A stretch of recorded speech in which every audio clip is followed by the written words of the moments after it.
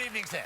Good evening to you, sir. It's such a pleasure to meet you. We just got to say hi for briefly backstage, but I've wanted to meet you for years. Well, it doesn't take that long to meet me. What? You've now met me. It didn't take years, did it? No, it went very quickly. Handshake and we're on our way. But I'm an enormous fan. Thank you know, Nice. you're great in everything you're in. You haven't seen everything I'm in. I have not seen everything. That's true. No. But you're famous for many things. You're immortal for Spinal Tap. Oh, goodness. No, you are.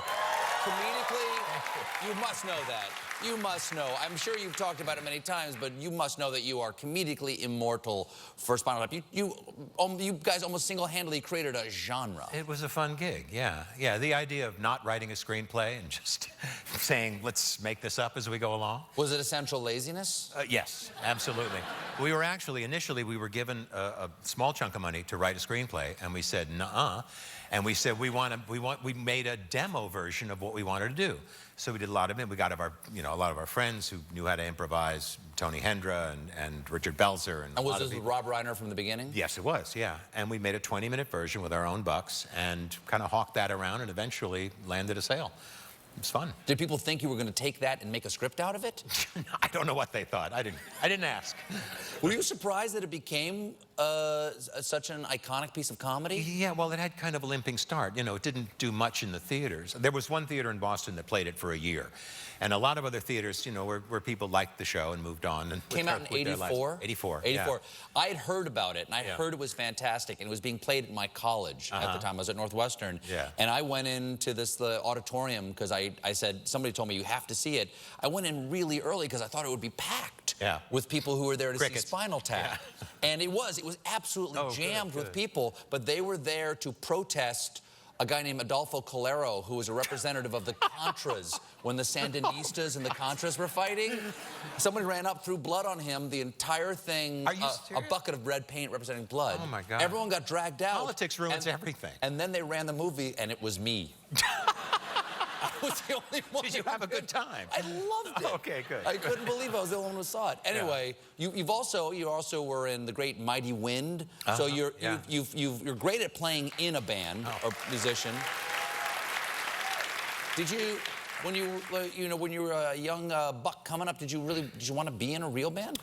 Well, yeah, sort of. I wanted to be an actor, you know, because my dad took me to some plays and stuff, and I thought, it looks like a good gig, you know. All these seats are pointing this way, and it's me up here, and hello, you know. It just seemed. At the end, and then they pay you, it's great. But my parents loved the idea, but they were also very sensitive to the realities of life, and they said, you have to have something to fall back on. And I said, hey, I play the guitar. That's where the big money is. Yes, indeed.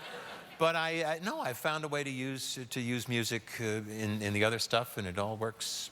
Yeah, it certainly did. Yeah. Now, you guys did a lot of interviews as the lads from Tap. Yes. Did people you interview ever get confused and think that you were real? A lot of people who do interviews are already confused before they come into work. Oh, I know the feeling. Yeah. Yeah, I guess so. One of the first appearances we ever made, before the film was even released, we appeared on the Joe Franklin show. Do you remember the Joe Franklin show? Yeah. Anybody? Yeah. This guy was on TV since I was born. I mean, he was always on TV. And he had this very kind of low-budget show. And we went on, and he thought we were a real band, bless his heart. And we just kind of sat there, and he was great. And we thought, is this our future? Do we have to keep getting people? But most people play along. Most people are great. Did he think you'd like to open for the Stones or anything like that? No. I was with a group called the Credibility Gap for a time. Harry Shearer, David L. Lander, who was later my partner on Laverne and Shirley, and me. And we used to open for acts. We opened for John Denver. I mean, it was just a lot of head scratchers there, you know, just like, what are they doing up there? We did political satire and stuff. And we opened for Richie Havens one time, who had a big following. He's this wonderful folk played singer. At Woodstock? Yeah, he played at Woodstock. And it was the Long Beach Fox. And someone had decided it was a good idea to give everyone an orange on their way into the gig. And there were a lot of sailors, you know. And so they didn't like our act, and they let us know by giving us citrus fruit. Trying to prevent scurvy. So yes. So headline or nothing. That's what we thought. Well, you're on Better Call Saul. Better Call Saul now, and you play Chuck McGill. That's right. Who is Jimmy's brother. And he is... The worst man in the world. Worst man in the world. Yeah. Your character is a bit of a shut-in because he is very susceptible to EMF, electromagnetic frequency issues. He has electromagnetic hypersensitivity. Okay. Do you have anything like that? Do you have any, like... I have arthritis in my thumbs, which I've had for 20 years. I have arthritis in my thumbs, and I can always tell when it's going to get cold, or when it's going to get hot, or when it's going to stay the same, because then my thumbs hurt, you see. And so that's really handy. That's very handy, exactly, sure. You're a one-man weather channel. I am. But there's a laundry list of Chuck's illness, and you know, there's a lot of symptoms. It's a genuine thing. People actually feel terrible when they're around certain, you know, electronic devices. And so I just have to pick and choose, you know. I have felt vertigo. I have felt muscle aches and pains. You just have to pile up and take it seriously, whether or not it's a psychosomatic thing for this character.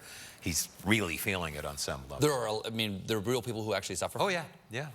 And do you think it is psychosomatic or real? I don't know. I don't know. Or is there a difference between psychosomatic or real? All acting is psychosomatic when you think about it. And at the end of it,